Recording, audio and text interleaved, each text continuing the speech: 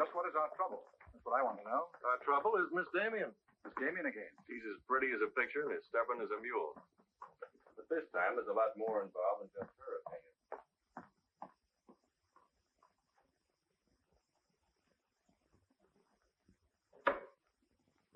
Come in, Miss Damien. We were just ripping you up back a little bit. So I gathered. There's nothing personal. It's about Mr. Courtland.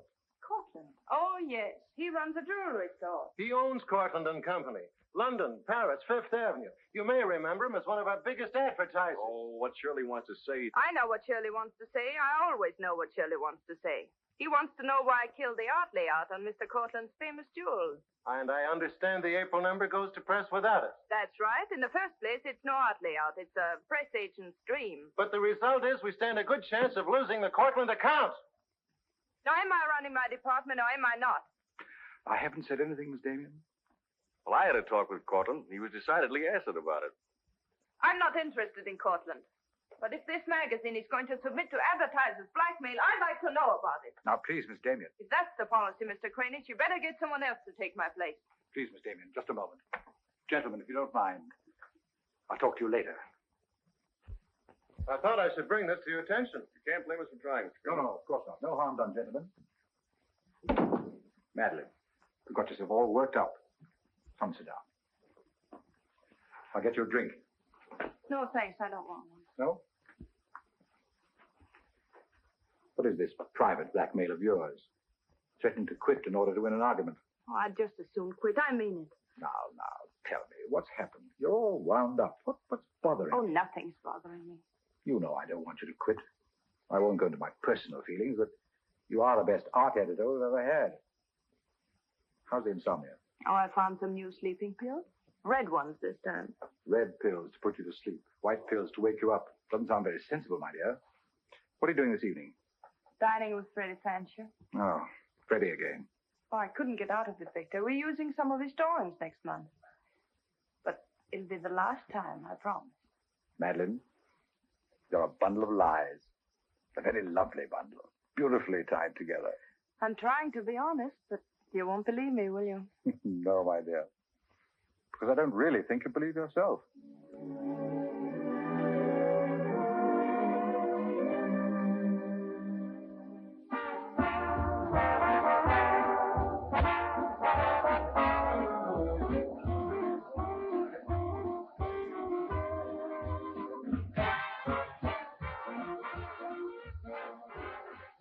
Why do you have to go back to that bore, Freddie Fancher?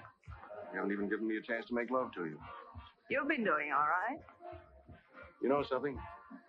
It's awfully hard making love to a woman who makes more money than I do. It'd be much easier if you made love to me. Would it? Oh. You're trying to give me the brush off, are you? Well, finally, we understand each other. Well, there you are, Freddie. There's your girl and no bones broken. I'll see you at the office, Madeleine. I'd join you if somebody asked me. Nobody's asking. Fair enough. Why do you have to dance with that pollywog? Look, I've told you not to drink. I always drink, particularly when I'm with you. Oh, am I that hard to take sober? You're a voluptuous pain in the neck. I'm going home. You're not going to walk out on me. Come on, be yourself. I've told you I'm going to leave early. You can't leave me just sitting here in the snow. I'm mad about you. In my own foul way. Good night, Freddie.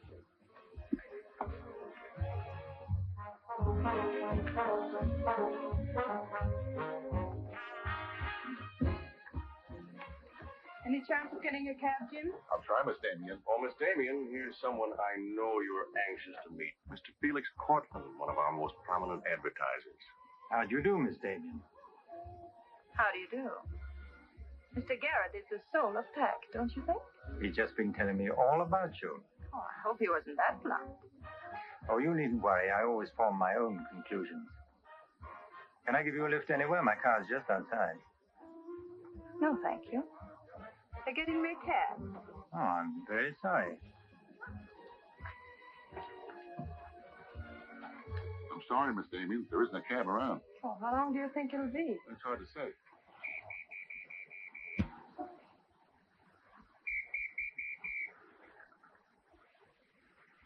Are you sure you don't want a lift? Well, there doesn't seem to be any alternative.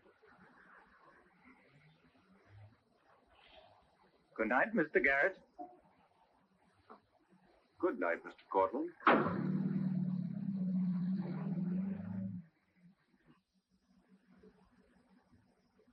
I wasn't very polite, was I? Neither was Garet, for that matter. Oh, he always enjoys uncomfortable situations. You still feel uncomfortable? No. Frankly, I don't. Good, nor do I. You know, you're not at all what I imagined. No? No. The big international jeweler. I happen to inherit a business that runs itself very nicely. As a matter of fact, you don't look like an art editor. More like a work of art. That layout on your jewels is still a wretched piece of copy. I can only admire your good taste. And I'm still not going to print it. I wouldn't try and persuade you for the world. Mr. Courtland, I think you're a very dangerous man. I only wish it were so. The truth is, I'm a very ordinary one.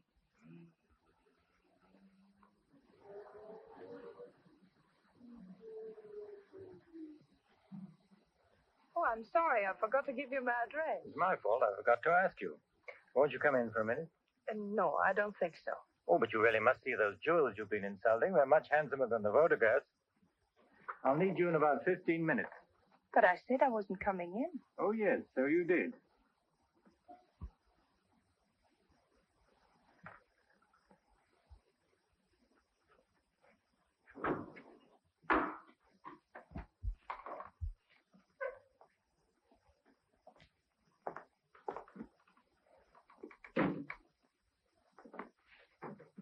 Let me take your wrap.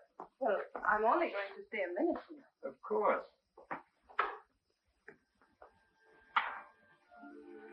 What a wonderful room. I've had this place a long time. In fact, I'm pretty disgustingly rich. Don't you find that rather pleasant? Oh, it's not so hard to take once you get the hang of it. I think I know all the troubles that come with money. And all the pleasures. Well, have you got me all figured out? Only what I see here. Good books, fine pictures. Wonder if you ever look at them. Oh, but I do. I'm a lonely bachelor, and I spend hours here all by myself poring over old manuscripts. You don't expect me to believe that, do you? Didn't my father paint that? Was Stephen Damien your father? Uh-huh. That's very interesting. Is it? I remember when he came here to paint that picture of my mother. Everybody was fascinated by him, especially Mother. Father ended by chasing him out of the house. I'm afraid that's the way it usually ended. My father was very much in love with life. That's a Hungarian custom, isn't it? Mm-hmm. Not exclusively Hungarian. Weren't you going to show me your jewels? Oh, yes, of course. I'd quite forgotten. That's the reason we came in here, wasn't it?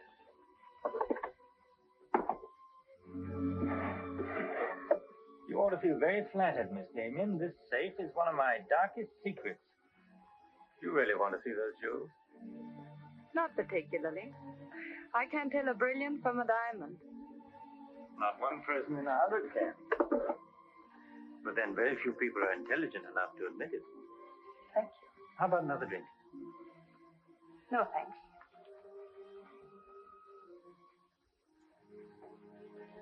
You know, you need relaxing. Lots of relaxing. I can hear your nerves snapping like rubber bands. I'm not nervous at all, see? You're a very curious mixture. A highly moral voice. That's not me, that's my mind. A man's mind, I'd say. Why not? I do a man's work. And desperate eyes. Eyes full of shadows. Insomnia does that. Does it?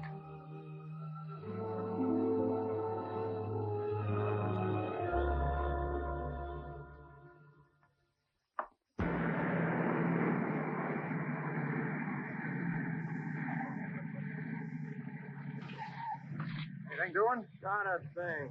You know, it's getting me down eating in these hamburger joints. One thing you gotta learn, eat where the truck drivers eat. They know the right spot. See, I saw a funny thing up the road just now. Good-looking dame sitting in a car all alone. Yeah, what was she doing? That's just it. She wasn't doing nothing, just sitting there. I got a rule about women. If they ain't breaking the law, let them alone.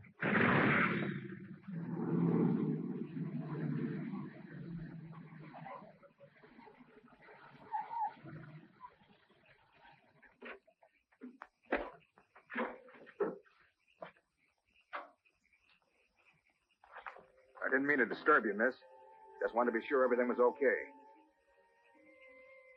Excuse me, lady, but are you sure you're all right?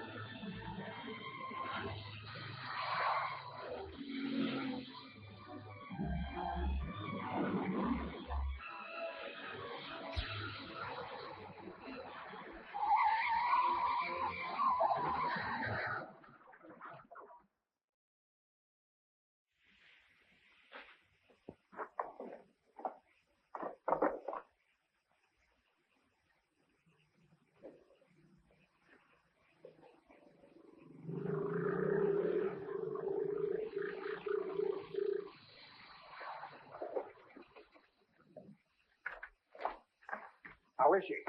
Luckier than she deserves. I just checked on her up the road. She was acting kind of strange then. I'd better call that ambulance. I doubt if it's serious, and I'm as good a doctor as you'll find at this time of night. Let's take her inside.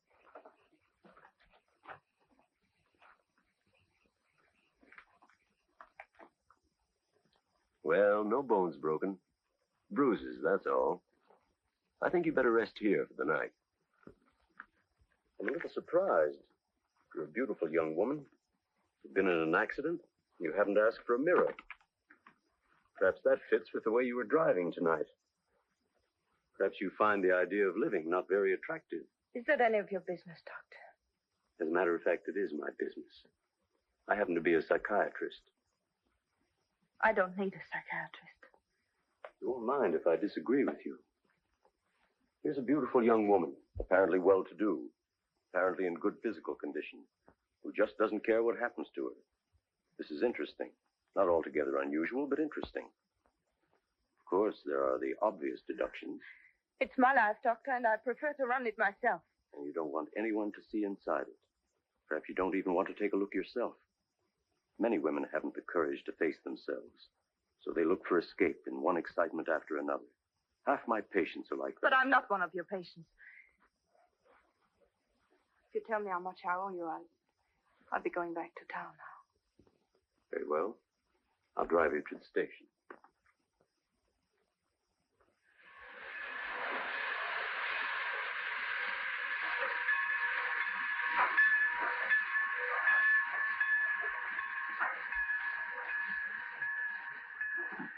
Miss Damien, you're an intelligent woman, not an idiot. Will you promise me one thing? When you get ready to throw yourself off Brooklyn Bridge, will you come and see me first? Goodbye, Doctor. Jean? Miss Damien, I'll give you her secretary. Miss Damien's office? No, Mr. Courtland, she's not here yet. Shall I have her call you? Yes, Mr. Courtland. Where's Glamour Puss? She hasn't come in yet. Well, who sent these? Mr. Felix Courtland. Mr. Courtland. That's very interesting. She never misses, does she? Mm-hmm. Jealous. If I'd given it any thought, I could have predicted it. Gladys, I won my bet. She's got a new boyfriend. I guess those dames gotta have new excitement all the time. Yeah, here today, gone tomorrow. Personally, I don't see what she sees in it all. Is that any concern of yours? No, Miss Damien. I didn't hire you to gossip about my private life. No, Miss Damien. Go get your money. You're through.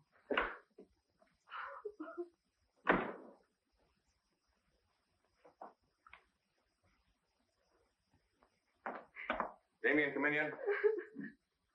What's the matter, sweetheart? Miss Damien fired me. Fired you? What for? He heard me talking about Mr. Courtland. Courtland, eh? Don't you worry, baby. I'll fix that. Understand you fired June. That's right. What's the idea?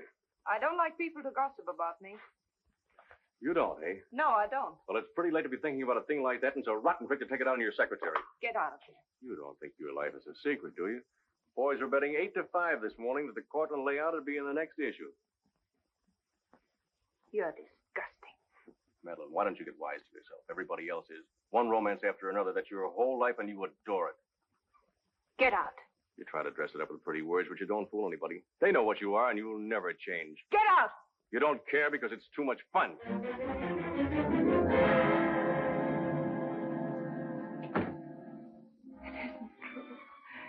It isn't true. It isn't true.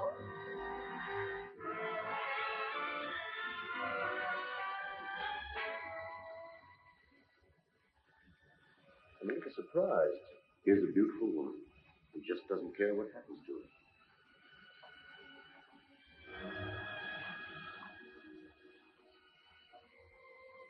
Many women haven't the courage to face themselves, so they look for escape in one excitement after another.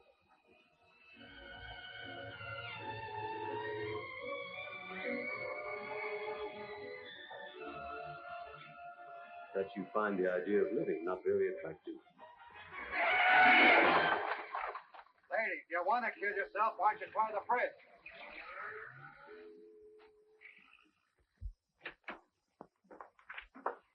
I'm glad I was right. An intelligent woman, not an idiot. Sit down. That's it. Now, if you feel like talking, just go ahead and talk. You're afraid, aren't you? Well, it's our job to find out why. To explore the shadows and throw light on what we find there. Then you'll be able to see yourself clearly and face yourself honestly. When you can do that, you won't be afraid anymore.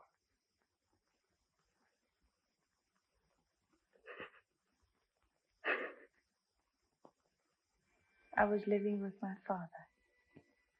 Mother had left him before we came to America. I was 10.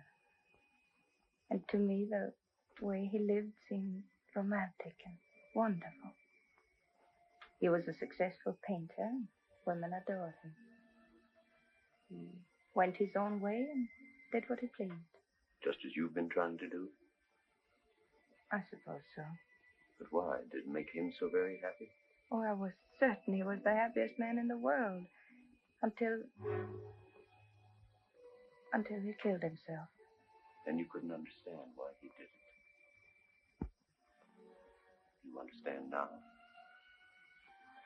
I think I do. Did you ever do any painting yourself? I used to. Why'd you give it up? Oh, didn't pay enough. And besides, I didn't want to be like my father. I wanted my own life. And have you been living your own life?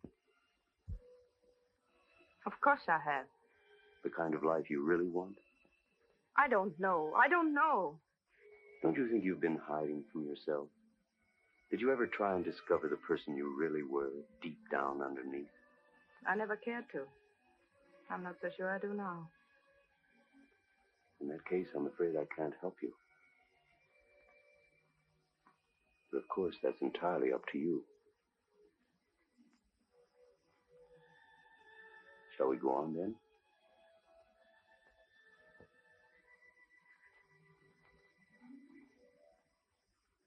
I was doing what I wanted to do. Paying my own way and making my own rules. Nobody was hurt. Nobody but yourself. And it didn't really make you happy, did it? Wasn't that because down underneath you knew there was something missing? Something important? I suppose so. That would worry you, wouldn't it? And then you would drug yourself with the excitement of more excitement. Oh, I know the pattern, Miss Damien. You're suffering from a disease of the times, a neurotic malady as commonplace as chronic alcoholism. Suppose for a moment that you were an alcoholic. They're much the same, you know. Unsure of themselves underneath and seeking reassurance from new excitement. Instead of getting at the cause, the drunkard solves his problem by taking another drink. This, of course, is no solution. And eventually we find him sprawled hopelessly at a bar, without the strength or even the desire to save himself. I can't go on with this. You're not helping me. You're insulting me. You've been insulting yourself, Miss Damien. Insulting your body and insulting your soul. Your life hasn't been gay and glamorous at all. It's just been muddled and senseless. You know that now. And if you really want to change it, you can start right away. Now it's up to you.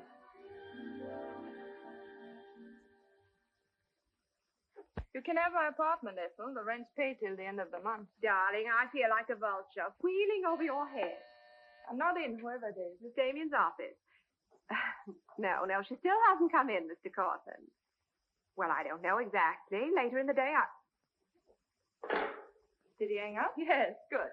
Let me call him back, darling. You may be sorry later. Everything in this file returned without comment. This I would ask to see more of their work, and these you may be able to use. But you haven't given me your new address.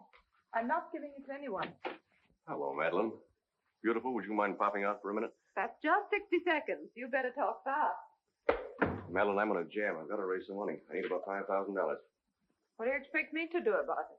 Well, I thought you might talk to Courtland. I'm sure he'd let you have it if you ask him nicely.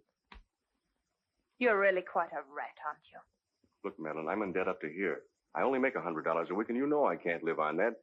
$5,000 doesn't mean a thing to Courtland. You better get out of here before I lose my temper. You're forcing me to say things that I don't want to say, but if you're going to act cold and virtuous about it, you'll hear them. Suppose I tell Kranish. Tell him what? About Courtland. You know, you've got a very nice job here, but you won't have it very long if I tell Kranish. I don't want to tell him, but... What's so funny? As a blackmailer, you are pitiful. Go on, tell him. Tell him what a rat I am, and you are, and he is. Go on, use my phone if you want, and my desk, and my office. I'm through with all of them.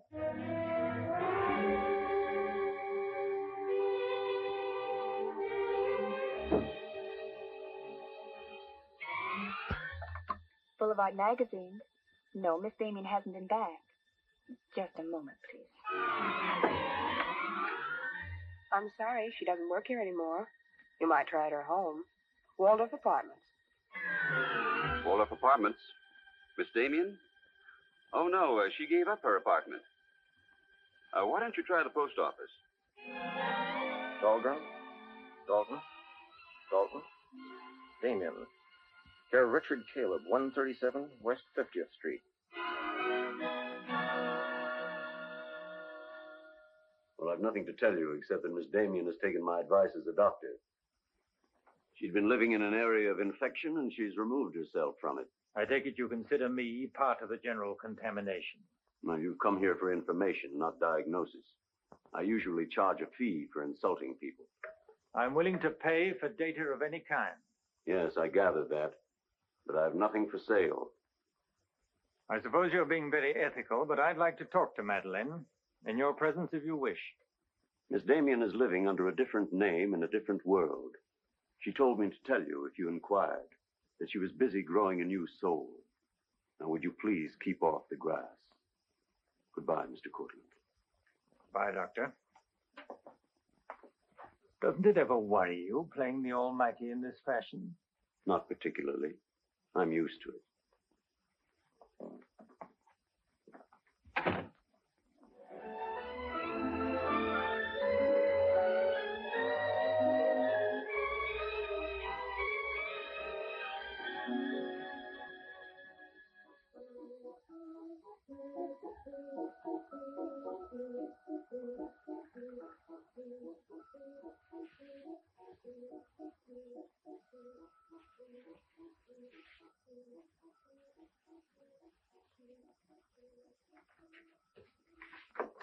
How's it look?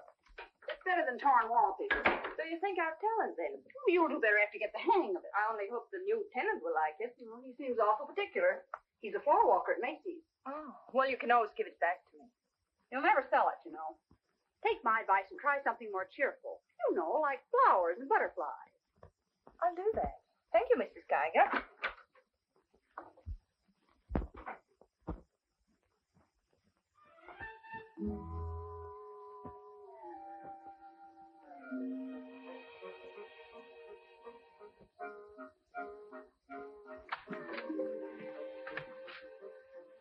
Thanks. You saved my life. Is this yours? Yes. Mrs. Geiger would scalp me if she knew I kept mice in my room. Well, why do you keep mice in your room? Pathology is part of my homework. I really shouldn't bring these fellas out of the lab, but, well, I got kind of attached to this one. Now, thanks again. Hey. Women are supposed to scream. Aren't you afraid of mice? Well, no, but next time I'll scream.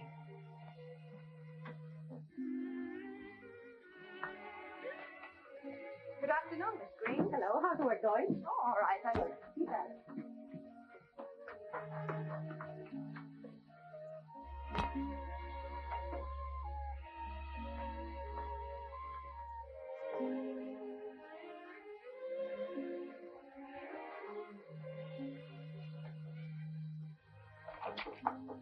Come in. Hello. Hello. So you're an artist, aren't you? Well, I don't know. Oh, Mrs. Geiger said yesterday that you were. She's an authority if I ever saw one. I was wondering, could you do a job for me? Want your portrait painted? Me? Oh, no. No, nothing like that. I'm doing some research, and it has to be illustrated. Oh, what do you want me to draw? Nothing fancy, just blood cells and things. Sounds fascinating. Oh, it is, really. You see, it's a lot like... Oh, no, you'd be surprised. It really is fascinating once you get in it. Of course, I'm on a fellowship, and I couldn't pay you very much. Matter of fact, I couldn't pay anything till the first of the month. That'll be all right. Oh, fine. Swell. It's all settled then. I'll see you at my place about 6 o'clock. Oh, but couldn't I... Oh, sure you can. I just live downstairs. You know, the mousetrap. Oh, by the way, my name is Cousin. Mine is Dixon. Very glad to know you, Miss Dixon.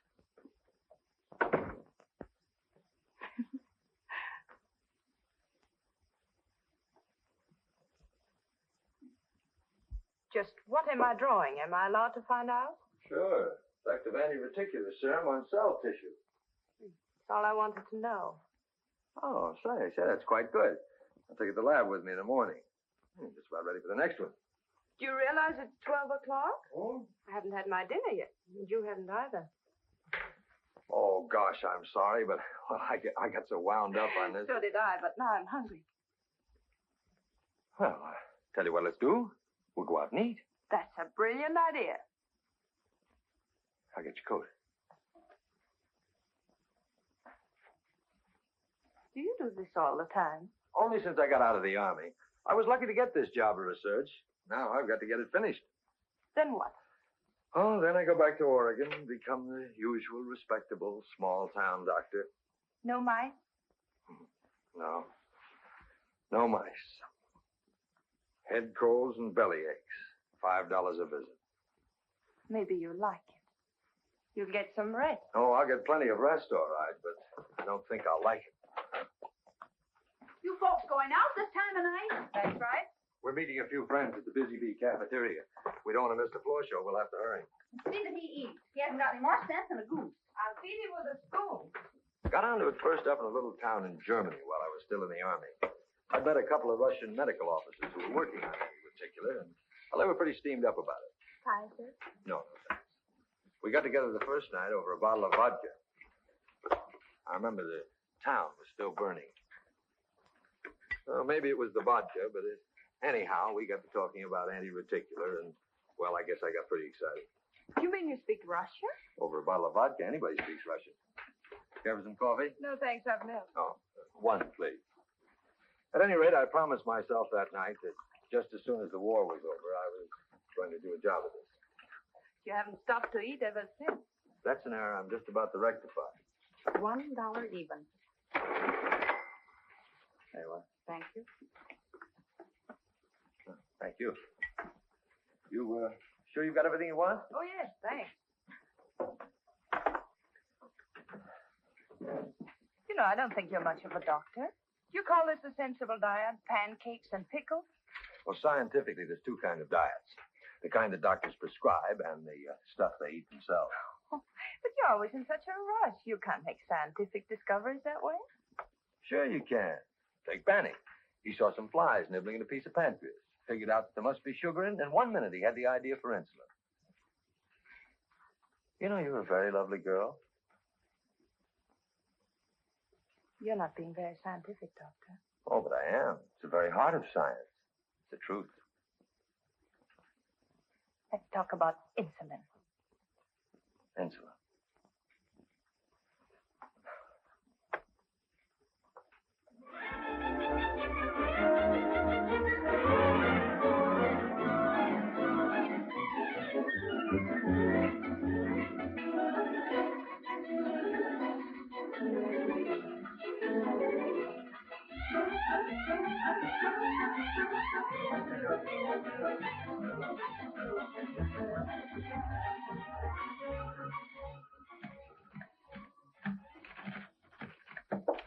Come in. Hello. Hello. Say, did you buy these new manuscript covers? Yes, are they all right? Oh, sure, they're fine. How much they cost? Oh, nothing at all. Something like 20 cents. Oh, nothing at all, huh? You know you can buy a pair of good mice for 20 cents? David, I have some wonderful news. I just sold a picture. No fooling. Who bought it? The floor walker downstairs. He said it's almost as good as a photograph. Well, the man has great taste. Oh, I think it's wonderful. I'm proud of him. And I'm a little proud of myself, too. David Cousins on anti-reticular. Oh, David, it looks fine. It's important, isn't it? I mean, not just to you, but really important. Well, it won't cure all the ills of man or beast, but yes. Yes, I think it may be important. And I also think that I better hand it in before I start changing it again. Like to come along? Oh, could I? Well, sure. Why not? I think you've been drawing blood cells long enough. It's time now for you to meet one of them face to face.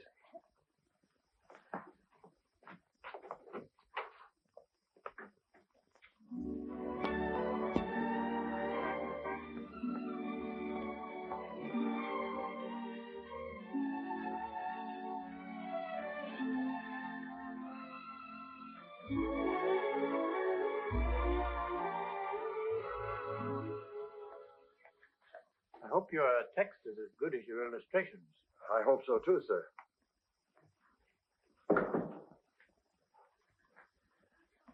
Well, that's that. You didn't tell him they were your drawings, did you? I didn't tell him they weren't. Come on, I'll show you my lab. Coffee. I wouldn't try and drink it if I were you. Assistant pathologist.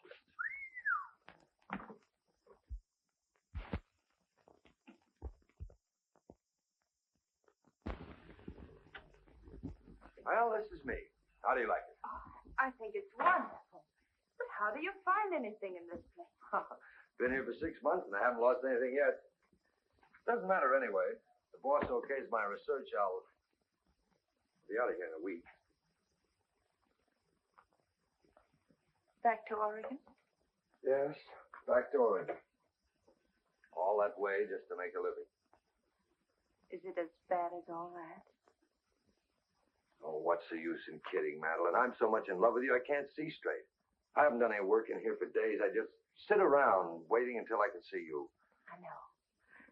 Because that's just what I do. Wait to see you. Darling. Oh, darling, I never felt like this about anyone before. Tell me, when did you first know?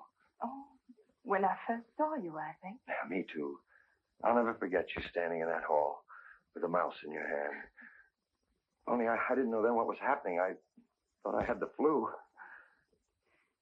Will you marry me?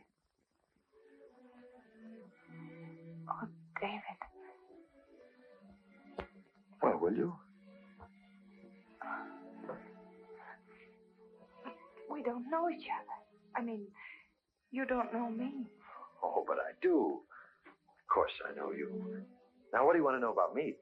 David Cousins, M.D., University of Oregon, Captain Medical Corps Reserve, young, healthy, and very much in love. Will you marry me? Oh, please don't ask me now. Well, I've got to ask you now. I want to marry you now. Please give me time, David. I'm all mixed up.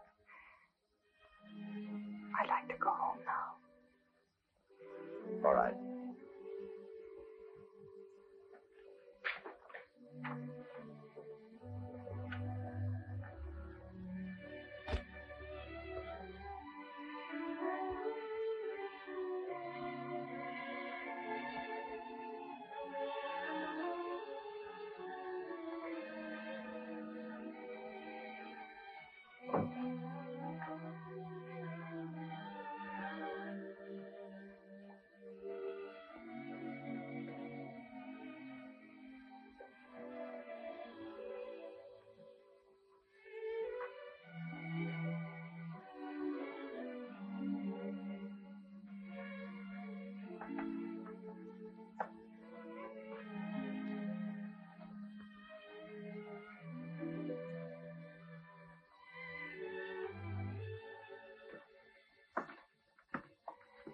Madeleine,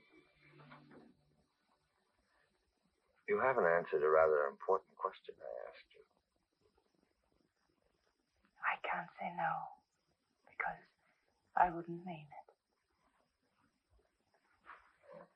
Darling.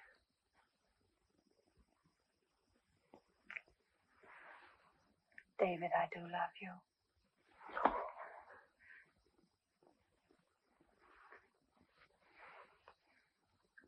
Good night, darling. Good night.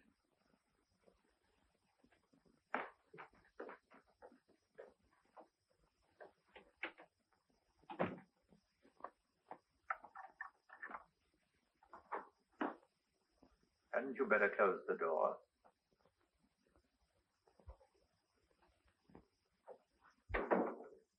A gentleman I hired provided me with your new address and the proper keys. Suppose someone had seen you. You wouldn't have cared, would you? I didn't think it mattered. You see, I expected to find you wretched and lonely, grappling with your complexes. Rather naive of me. Will you please go? Of course I'll go. But before I do, wouldn't you like to tell me about him? Why? I'm in love. Now, laugh if you want. I don't feel like laughing. I've always wondered if it were possible for people like you and me. And you think you really got it? Love eternal, the fireside, the slippers, the whole thing? Yes, the whole thing. I'm very glad for you. And I think I'm a little sad for myself. You haven't told him, have you? Told him what? Well, about me, for instance. Why should I tell him? You're absolutely right. You shouldn't. Men prefer to keep their illusions, don't they? Please go. If you ever need me, you let me know, won't you? And don't call the past too many names.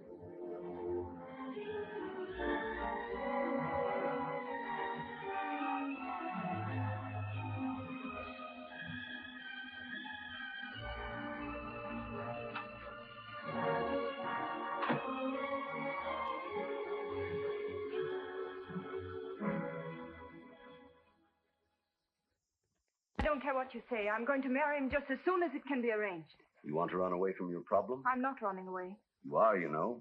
You're looking for security from someone else instead of building it within yourself. But I love him. I can't talk to you if you don't believe me. Falling in love doesn't cure everything overnight. What do you mean? Let's be honest. There's a side of you that hasn't fully changed. Isn't that true? That is true, isn't it?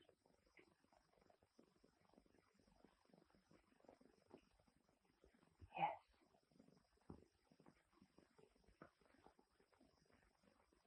Have you still not told David about yourself? I couldn't tell him. You let him fall in love with an illusion, with someone who doesn't exist. I could never tell him. He might stop loving me. Isn't that a risk you'll have to take? You're being very careless about it. You can't build a lifetime relationship on a lie. If you're really in love, you'll tell him. With the others, it was different. But if you love him... Will you please stop saying if? How many times must I tell you I love him? But real love is a sharing. If you're strong enough to face this yourself, you're strong enough to face it with David. I can't do it. I can't risk the only happiness I've ever had. That's up to you, Miss Damien.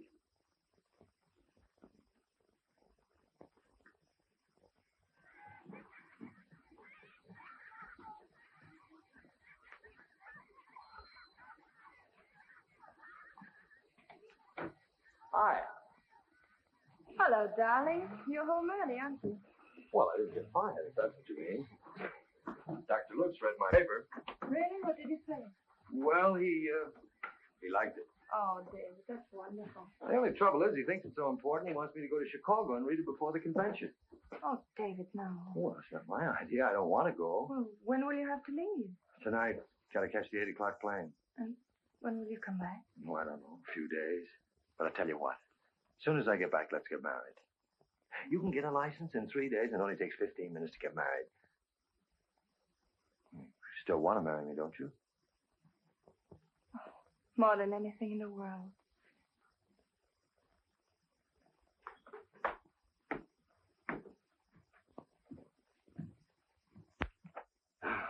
You know, I'm going to feel kind of silly at that convention. Of course, it's a great honor and all that, but you realize that I'll be talking before some of the biggest men in the field? What's the matter, darling? Nothing. I was just thinking how I'd feel if you didn't love me. Oh, don't be silly. Not a chance. David, could you ever stop loving me? Well, that's really a gruesome thought. Of course not. Even if there was a reason? The world is bothering you. Nothing. I just wanted to be sure. Sure about what? That you loved me and not an illusion you built up about me. Scientists can't believe in illusions. I believe in you. You're the best thing that's ever happened to me. 4 shirts. I wonder if that'll be enough. Come to think of it, it'll have to be. That's all I've got. Socks? Well, just about does it. Madeleine, was there something special on your mind? Something that you wanted to tell me? Just that I love you, that's all.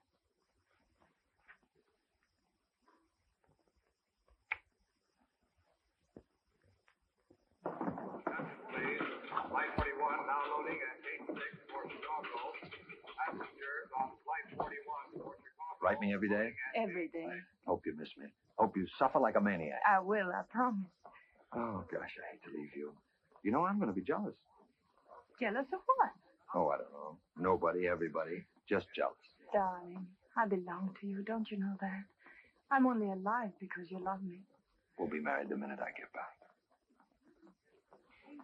Well, look who's here. If it isn't Madeleine. How are you? It's been a long time.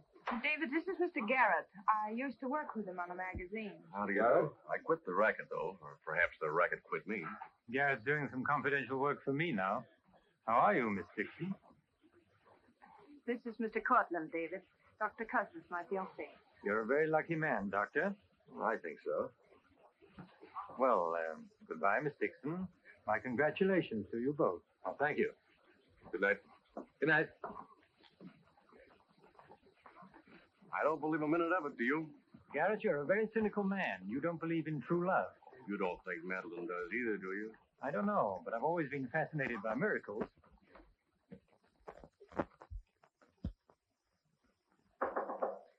Come in. Telegram for you, Miss Dixon.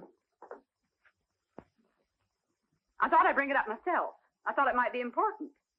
Bad news? He won't be back till Friday. That's men for you. You never can count on them. Oh, I forgot. A doctor somebody called you, said you were to call Miss Ethel Royce. She's been trying to get in touch with you. Friend of yours? Yes. I suppose you got your own reasons, but you ought to get out and see your friends instead of sitting in this room all day and all night. Thanks, Mrs. Geiger. None of my business, mind you.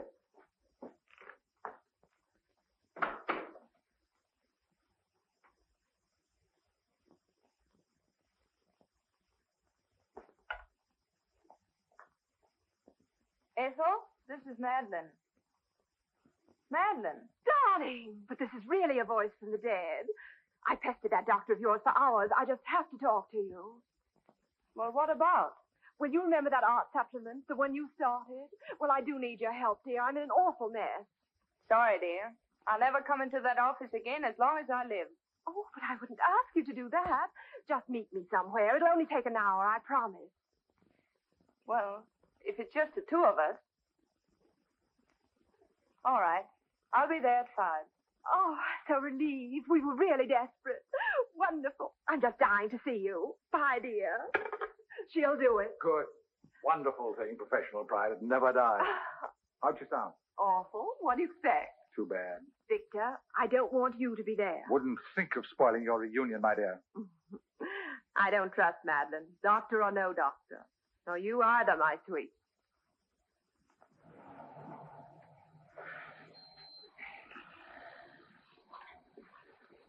Hello, Miss Damien. Glad to see you back. Glad to see you, Jim.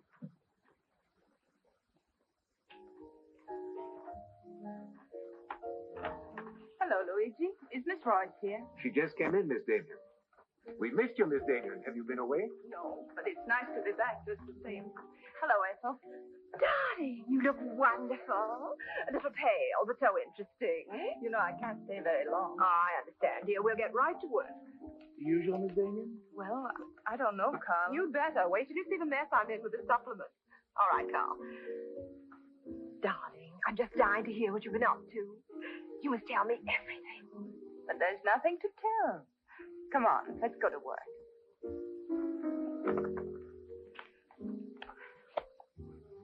You're just marvelous, my dear. You made the whole project seem utterly simple and practical. Not for me, please. Darling, you used to be able to drink 10 in a row. I'm out of training. No one would know it, my dear. You seem just like the old Madeleine again. It's the surroundings. What do you say we have dinner and go to a show? No, really, I've got to stagger home. Madeline, my dear, this is a surprise. Victor, hello. What good fortune running into you like this? Do you mind? Don't let us fool you, Madeleine. He heard me making the date with you. It's true, but I'll deny it. Frankly, I wanted to have a look at you. You look very dashing for a hermit. Thank you. We've all missed you desperately, haven't we, Ethel? As though our little hearts would break. What about a drink with your old boss? I Please. had enough. 3, whatever it is. I've got all the data we need on the supplement. Good. What about the data on Madeline? No data. Now, if you'll excuse me, I You really can't like... go now. Look who you'll run into. He's seen you. Garrett no longer graces our staff. What happened? It got to be utterly grotesque. Say nothing of a slight discrepancy in his accounts. Mr. Garrett believes that the world owes him a gay life, no matter who pays for it. Well, hello, stranger. How are you? Wonderful. Nobody here seems particularly glad to see me. Should we be? Oh, well, it's been nice knowing you. There goes one reason for my ivory tower. What? Darling, I'm constantly running into men who adore you. Slews of them. Hated them all. I know what you're thinking. I had an odd way of expressing my distaste. Not odd, darling. Shall we say just, moody? Well, here's to memory.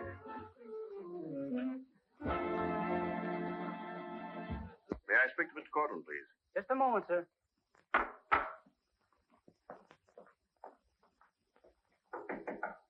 Just a minute.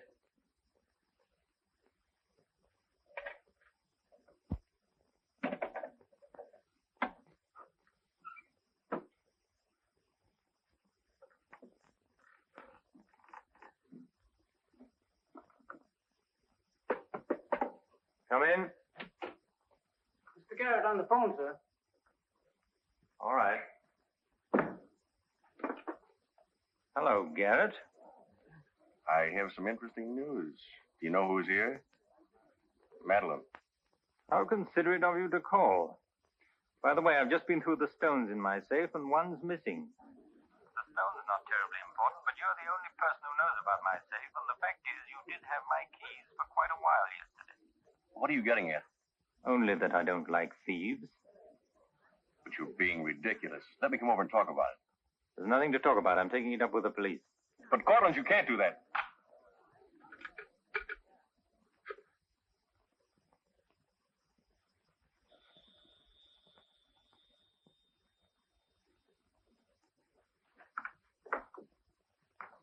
Mr. Garet again, sir. Tell him I've gone out. I'm sorry, Mr. Courtland has just left.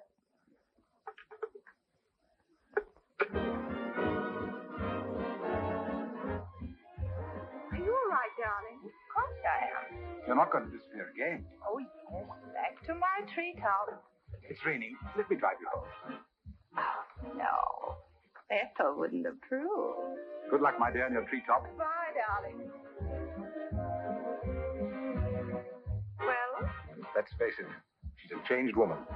she'll never change, darling. She's just got herself a new set of words, that's all.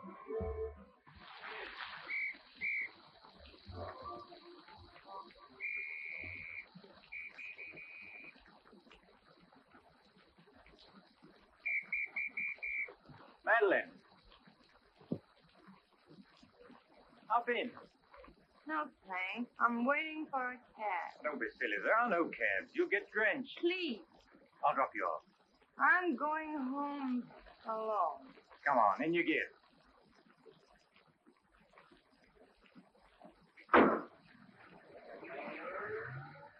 I hope you didn't get too wet. Your concern is touching, Quite a coincidence finding you in the rain. is it? I can't lie to you, especially when there's no point to it. I was informed you were playing hooky. You're detestable. I'm really not detestable at all. I happen to be very fond of beauty, which shouldn't be a crime in your eyes. Please, no debates. I'm a little dizzy. A good dinner will soon take care of that. Why do you always hound me? You know I despise you and everything you stand for. There's always a chance I may be able to improve your opinion and your manners. Archie, You know you're very lovely. please don't bother. I'm not listening.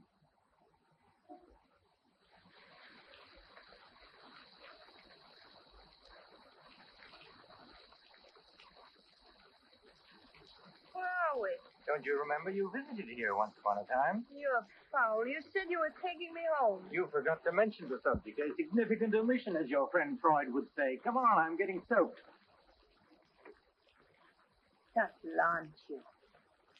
I'm going home. Right after dinner. Think how wonderful you'll feel when you slap my face.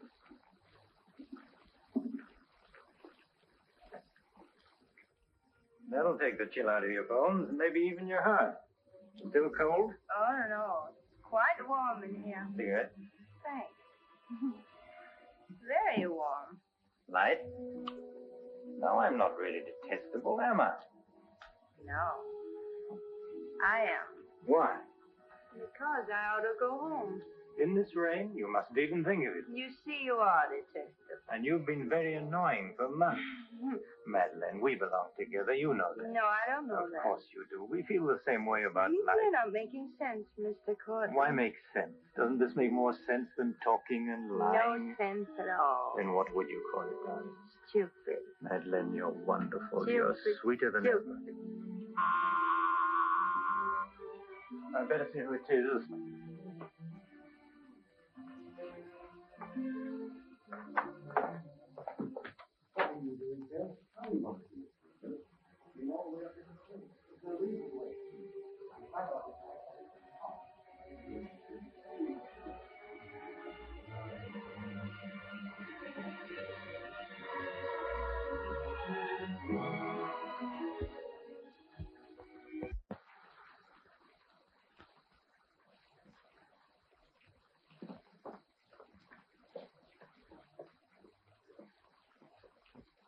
But I tell you, I'm going to raise the money. I'll pay you, honestly. I don't like dealing with thieves. That's a job for the police. You swear out a warrant, you'll never get a dime. Look, I didn't sell it. I just handed him some money temporarily. Here's the pawn ticket. I'm not interested in pawn tickets. Good night, But, Courtland, you got to give me a chance. I said good night.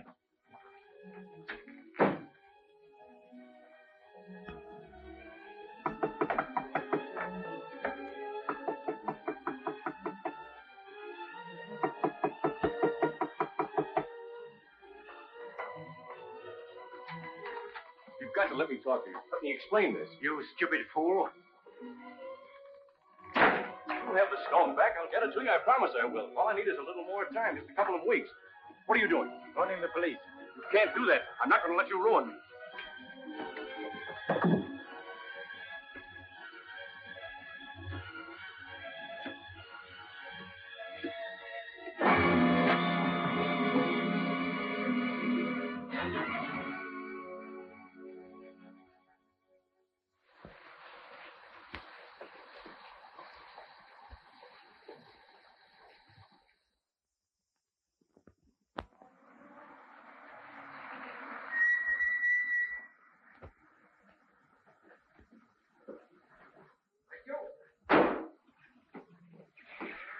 You're looking very lovely this morning, Mrs. Geiger. You wasn't expected back until Friday. That's what I like. A cheery welcome home. Miss Dixon upstairs? I haven't seen her this morning. Who is it?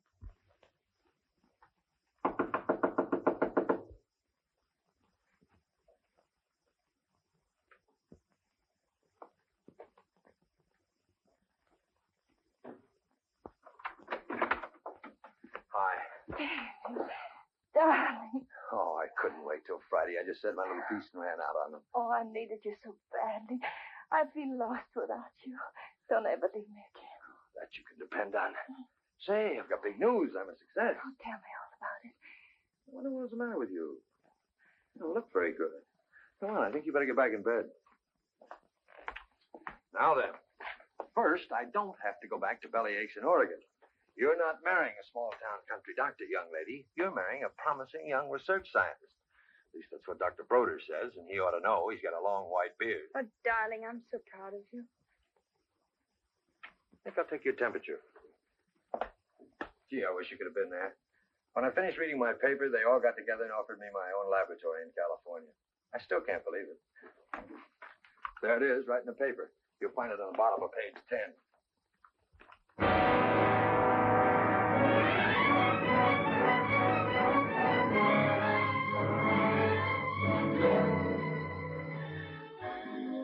What makes you feel that you're really important?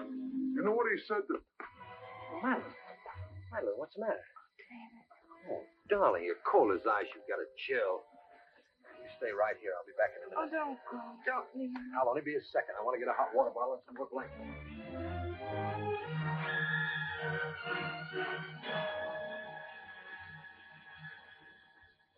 Miss Madeleine Dixon at home? I don't know. Friends of hers? We're from police headquarters. Where's the room? Upstairs. What do you want to see Miss Dixon about? We'll tell her. Well, perhaps you'd better tell me first. Miss Dixon isn't well. Who are you? He's a doctor. He lives here. If it isn't important, I suggest you come back tomorrow. It's important. Could you get some extra blankets and a hot water bottle, please? You a friend of Miss Dixon's? That's what. Just asking. Well, what is it, an accident or something? I wouldn't call it an accident. Well, we should cut out this mystery and tell me what it's all about. Okay, Doc, take it easy. Madeline, these men are from the police. They want to We'll take over from here, Doc. I'm Sergeant Patelli. This is Sergeant Beitler. You're a friend of Felix Courtland's, weren't you? Matter of fact, you were with him last night. No, I wasn't. Did you see Mr. Courtland any time yesterday? No, I didn't. Now, look, Miss Damien, we wouldn't be here asking questions unless we already knew most of the answers. Oh, wait a minute. Her name's not Damien. I think you've got the wrong party. I think maybe you've got the wrong party, Doc. The name happens to be Damien. This happens to be a case of murder. Take a look at that newspaper. I want to know what's going on in here. This is my house, and I've got to know. Sorry, madam. We'll talk to you later. As long as I've been here, there's never been police Take in her this and see house. what you can find out. lady. Come on. Now, Miss Damien, tell us what happened last night. What time did you leave Courtland's house? Oh, Dave. You and this guy, Courtland, were pretty sweet on each other, isn't that right? Oh, but it isn't. It isn't true. Now, according to the chauffeur, you got to Courtland's house at 7:15. What time did you leave? Oh, but I didn't go into the house. I met him by accident. David, don't look at me like that. How long have you known Miss Damien, Doc? Not very long, only a few months. Know that she was mixed up with this guy, Courtland? Oh, it's a lie, David, it's a lie. Okay, so you didn't go into the house with Courtland? No, I didn't. He wanted me to come to the house, but I wouldn't do it. Oh, I didn't go into the house. I didn't, I tell you. Who you telling, me or the doc here? You get anything? She came in about 9. In a cab? No, she was walking in the rain. Landlady said she looked kind of wild-eyed. What about Courtland? He was here, all right. He visited her a couple of weeks ago. Get the date? Yeah, April 10th, around midnight. Anything else? The landlady thought that Courtland had a key to this place. She was kind of vague as to how he got it. I didn't give him a key. David, you can't believe that. I've got his key ring here. This one fits. He had a key, all right. But I didn't give it to him. Where are you going? Oh, David, don't leave me. I didn't kill him, I swear. I didn't kill him. Who cares whether you killed him or not?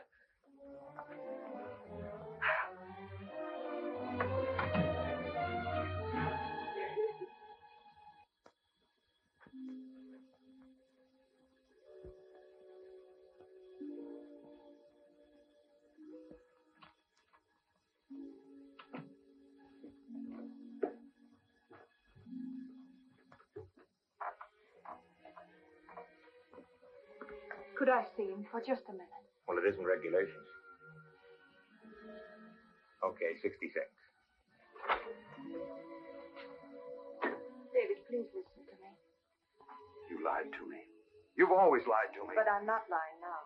I didn't want to go with him. He said he'd drive me home. And he made love to you, didn't he? Oh, don't deny it. Of course he made love to you. He had a key to your room. I should have told you many things. I tried to, but I just couldn't. If this thing were so innocent, you would have told me. When I said I was in love with you. When I asked you to marry me. I was afraid, David. I was afraid you wouldn't understand. You bet I wouldn't. Before I met you, I was horrible. But you changed all that. You made me sane and happy. Why keep on lying? You tried that upstairs and it didn't work.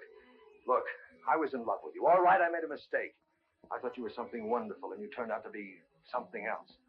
So let's just forget about it. The only thing that you can do for me is let me alone.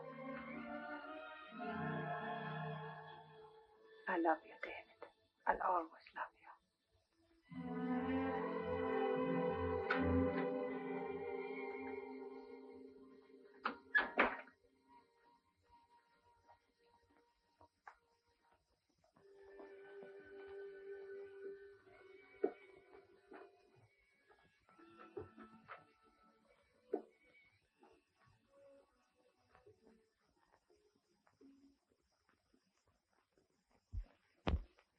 And so, ladies and gentlemen of the jury, the prosecution will prove beyond a shadow of a doubt that Madeleine Damien is guilty of the premeditated murder of Felix Courtland.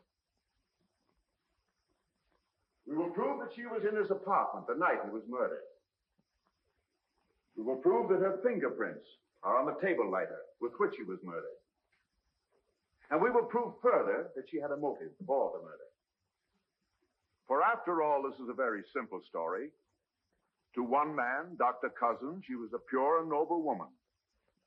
To the other, Felix Courtland, an irresponsible light of love. Too self-indulgent to be faithful to the man she wanted to marry. Too weak and lacking in character to break with Courtland. Her twisted soul was bent on a heartless deceit. To make one man believe what all others knew to be a lie. And when Courtland threatened to expose her, she went to his apartment to plead with him in the only way she knew. She embraced him. She made love to him. And when, in spite of that, he threatened to expose the lie that she was living, she silenced him forever. Ladies and gentlemen of the jury, the state asks you to find Madeleine Damien guilty. Guilty of murder in the first degree. On the night Mr. Courtland called on the defendant, did you let him into her apartment? I certainly did not. How did he get in then? He must have had a key of his own. The key of his own. Where was the defendant when he arrived? Out with the doctor, I suppose, pulling the wool over his eyes.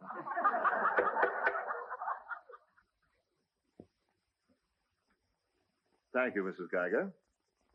Your witness, Mr. Mitchell. You've got to let me cross-examine her. No questions. Miss Damien, I can't defend you properly if you won't let me. We've got to put up a fight. Fight? What for? And now, Mr. Garet, just what was the nature of the work you did for Mr. Courtland? Well, most of it was personal. Confidential secretary, I suppose you'd call it. And in that capacity, you were in a position to learn a great deal about his private life? Yes, of course. Did Mr. Courtland know that Miss Damien was lying to Dr. Cousins and concealing her true character from him? I'd rather not answer that question, Mr. O'Brien. You see, both Miss Damien and Mr. Courtland were friends of mine. Yes, I understand. Well, let's get back to the meeting at the airport. What was the attitude of the defendant when Courtland saw Dr. Cousins? She was embarrassed, naturally. Yeah. She was embarrassed, naturally. Thank you. Your witness, Mr. Mitchell. I've got to cross-examine. If I don't, we haven't a chance. Don't ask him anything. No questions. Were you a close friend of the defendant? Yes, I was. Did she confide in you on matters of a personal nature? Yes, she did.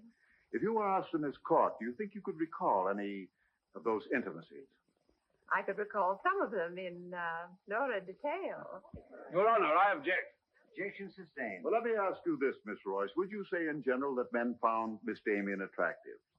Definitely. And would you say that Miss Damien found men attractive to her? I'm afraid I most certainly would. You would? What were the relations between Miss Damien and her former employer, Mr. Kranish? They were friendly. In your opinion, was there anything more than friendly? I object, Your Honor. The question calls for the conclusion of the witness and is prejudicial. Objection sustained. Dr. Cousins, I'm Dr. Caleb. Miss Damien's a patient of mine. I don't happen to think she's guilty of murder, do you? No, I don't. She may be guilty of other things, but in there she's being tried for murder. And she won't even defend herself. She's got a pretty good lawyer, hasn't she? She needs your help, Doctor. In her own mind, she's not on trial for murder. She's on trial for those other things. And it's not the judge who's trying that case, it's you. I don't want to be rude, Doctor, but I don't think you know what you're talking about. I'm sorry to disagree. You see, I've been treating Miss Damien for some time. I happen to be her psychiatrist. Dr. Caleb. I'm sorry to have bothered you, Doctor.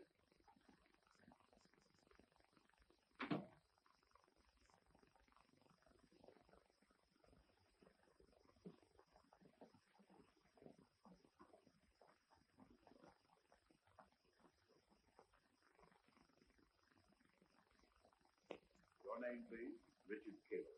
You were a psychiatrist? I am. Miss Damien came to you as a patient? Yes? Did she come of her own free will? Yes, of course. Isn't it true, Doctor, that people do not go to a psychiatrist unless they consider themselves, well, shall we say, not well balanced? In general, that's correct. As a matter of fact, wasn't Miss Damien on the verge of committing suicide when she made her first visit to you? Your Honor, I object. Well, no matter. We'll prove that by other witnesses. However, is it not true that people who come to you as patients come with problems? Objection. Objection overruled. Well, Doctor? There'd be no point in their coming to me if they didn't have problems. So the defendant came to you with a problem. Do you mind telling us, Doctor, in your opinion, just what was Miss Damien's problem? That is a confidential matter between doctor and patient. I'm afraid I can't discuss it. Well, during the course of your treatment of Miss Damien, did you ever discuss her relationship with Dr. David Cousins? Yes, we did. Well, bearing in mind the fact that she's engaged to be married to Dr. Cousins, do you think she was as frank with him as she should have been? As a matter of fact, I urged her to tell him everything. And did she?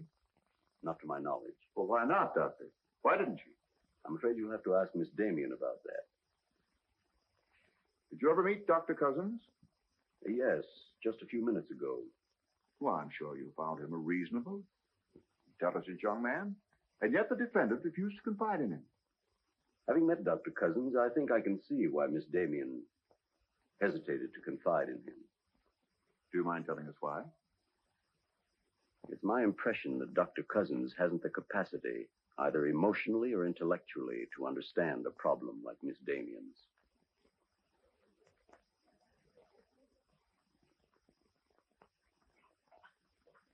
How's the trial going, Doctor?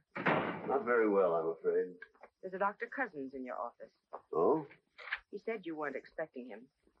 As a matter of fact, I was expecting him. Hello, Doctor. Sit down, relax. Tell me, is this a professional or a social call? Dr. Caleb, you said some pretty rough things about me this afternoon. Yes, I did, didn't I? I think I'm entitled to an explanation. So do I. As a matter of fact, I'm very glad you came over. I wanted to talk to you about Miss Damien. I'm not interested in Miss Damien. I'm glad to see you're still in love with her. And I'm not in love with her. All the better. Then we can approach the subject of Miss Damien as one scientist to another. You see, I'm interested in Miss Damien because she's a patient of mine. I believe I was well on the way to solving her problem. It would be most distressing to me if she were to die now for a crime she didn't commit. It would be as though you had lost one of your white mice, one that you had just inoculated. What's all this got to do with me? Only this, that when you testify tomorrow, you'll be asked to tell the truth. The whole truth. The whole truth about a human soul is a complicated proposition. Now, I'm not going to tell you anything about Miss Damien that you haven't already heard. But isn't it possible that you've picked up a few stray facts and added them up to a conclusion that's entirely wrong?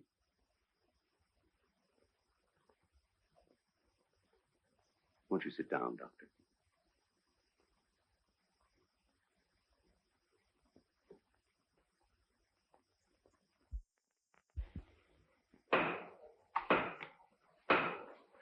Hear ye, hear ye, hear ye. The court is now on stage.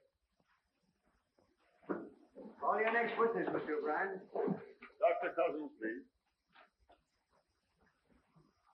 This will be their last witness. You've got to let me put you on the stand. I tell you quite frankly, Miss Damien, if you won't testify, you haven't got a chance. Raise your right hand. You solemnly swear to tell the truth and the whole truth, nothing but the truth, so help you God? I do. Please be seated. Your name, please. David Cousins. Under what name did you know the defendant? Madeleine Dixon. Did she ever tell you her true name? No, sir. Did she ever lie to you about her identity? Yes, sir. How long did she continue to lie to you? Till the morning the police came. Did she ever tell you about her relations with Courtland? No, she didn't. You proposed marriage to the defendant and she accepted you. Yes, sir. And still she didn't tell you about Courtland? No, sir.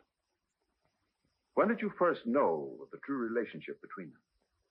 Same morning, the morning the police came. Oh, I see. Then from the moment you met her until the day she was taken into custody, you didn't know the truth about her character. I object, Your Honor. Mr. O'Brien, haven't you covered your point? Well, Your Honor, I'm merely trying to clarify for the jury the true nature of the defendant's motive. Proceed. Thank you. One more question, Dr. Cousins. If you had known the truth, would it have affected your love for the defendant? Your Honor, I must protest. Let him answer. Objection withdrawn. And now, Dr. Cousins, if you had known the truth, would it have affected your love for the defendant?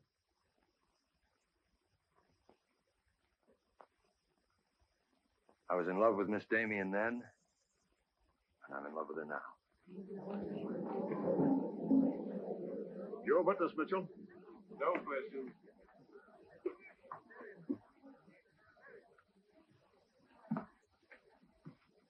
Did you really mean it? Yes, I really meant it. I can't believe it. Now will you let me put you on the stand?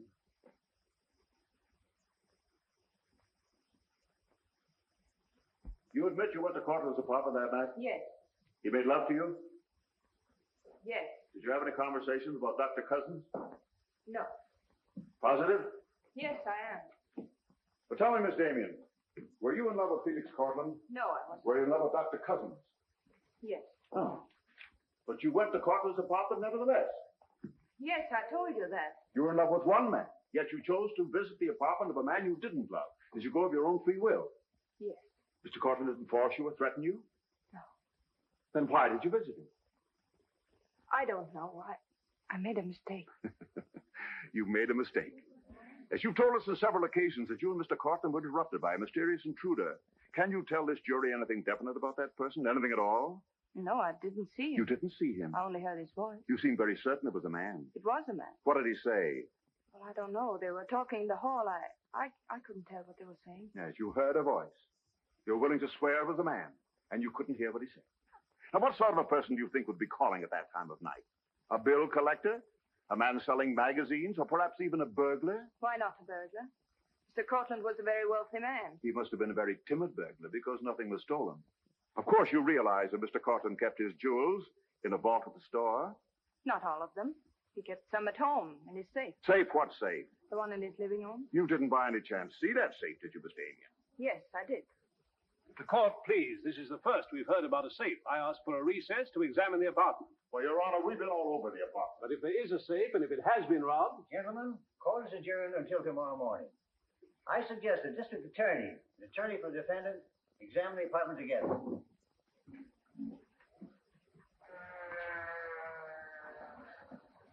What about this safe, Mr. O'Brien? What safe? How about some pictures on the inside, Mr. O'Brien? You boys better wait outside. I may have a statement for you when I come out. Mr. O'Brien. Huh? Mind if I tag along? I don't know why you're sure. The fine witness you turned out to be. Couldn't help that, sir. All right, Garrett, where's the safe? Me, Mr. O'Brien? I don't know of any safe in here. I didn't think you did. If you want an unbiased opinion, I don't think there is a safe. Well, here's the learned counsel. Perhaps he knows. Where's the safe, Mitchell? My assistant's checking the location with Miss Damien. He'll be along in a minute. Oh, you're on a dead one. While we're waiting, maybe Mr. Garrett could tell us where the safe is. I've asked him. He doesn't know. I don't understand that, Mr. Garrett. You were very close to Courtland, weren't you? That's right. I'm sure if there's a safe in here, I would have known about it. At least I would have seen the key to it. The answer's very simple. There is no safe. What did you find out? I got the dope on it, Mr. Mitchell. Splendid. It's over here in this bookcase. You were wrong for once, Mr. O'Brien. Could be. What do you know about that? Have you got Courtland's keys? There you are. Thank you. That looks to me very much like a safe, Mr. O'Brien. Yes, it does, doesn't it? But not like a safe that's ever been robbed. I don't think a good burglar would leave those behind. I guess we're right back where we started from. Well, I've seen all I want. How about you, Mitchell? You win this round. Lock it up, sir. Yes, sir. See you in court, gentlemen. Can I give you a lift, Doctor? No, thanks. Sergeant, I have some papers here, Mr. Courtland, I'd like to put in order. Do you mind if I stay? It's all right with me. We're finished with the place. Thank you very much. Anything I can do for you, Doctor? Oh, I was just curious about something. I've never seen a safe like that before. One that operated with a key. Come to think about it, I guess I haven't either. Normal assumption about a safe is that the lock works on a combination. Yes, I guess most of them do. I was wondering how you knew that this one worked with a key. You said you'd never seen the key to it. Did I say that? Uh-huh. I guess I must have said something I didn't mean. Oh, I see. There could be another explanation. Really? Yes. That you were lying when you said you'd never seen the safe before. You're not serious, are you, Doc? I'm a scientist, Mr. Garrett. When we get hold of an odd fact, we consider every possible explanation. We make some of our most important discoveries that way. Well, it must be fascinating work. Yes, it is. Suppose I had known about that safe, which I didn't. What would that prove? Frankly, nothing. But it does suggest a theory. You were very close to Courtland. You knew about the safe. Maybe the safe was robbed. Perhaps he found out about it. He was quarreling with a man in the hall the night he was killed. Maybe that man was you. That's a very interesting theory. Yes, isn't it? Well, as I said, I'm a scientist. When we hit on a theory like that, the next thing we do is to test it. That's all I'm doing. I see. Then you won't mind having a little talk with the police? No. Why should I? Fingerprints. But then, of course, if you've never seen the safe before, you won't mind them checking it for yours. Oh, certainly not.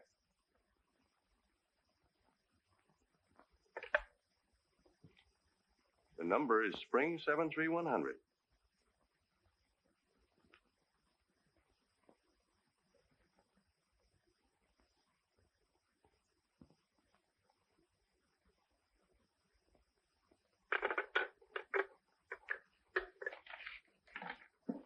Okay, Doc. No hard feelings. Don't you think this sort of thing is rather out of your line, though? I guess maybe you're right. Bye, Doctor. Goodbye.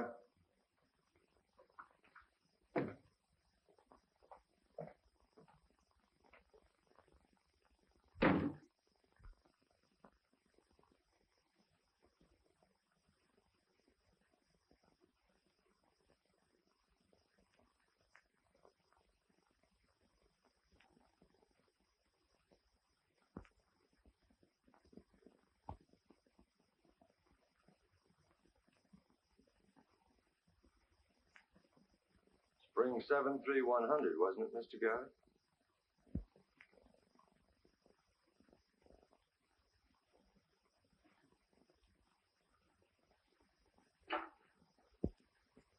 I guess maybe I underestimated you, Doctor.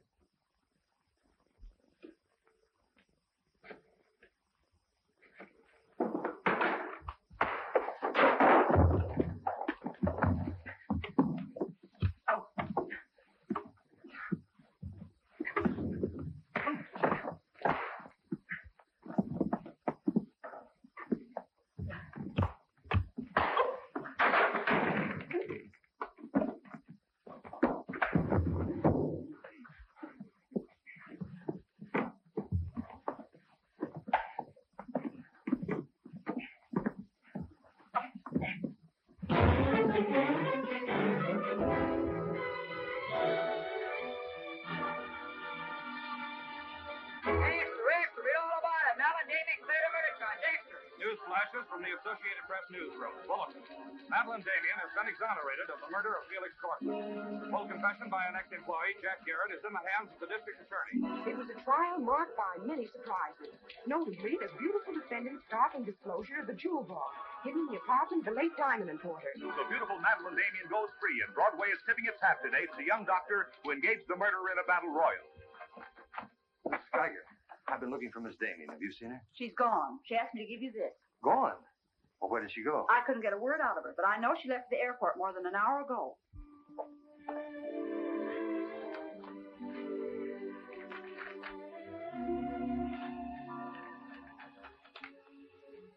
David, dear, I can still hear your voice in that courtroom, and I'll never forget what you said. You did much more than save my life. You made my life worth saving. I can't bear to tell you how much I love you and want to marry you. But right now, that wouldn't be fair. I'm going away for a while. I want to be terribly sure, after all this, that I can really be the kind of person you once thought I was. Maybe after a while that will be possible. And then, when we're both sure, David, please ask me again. Goodbye, my darling.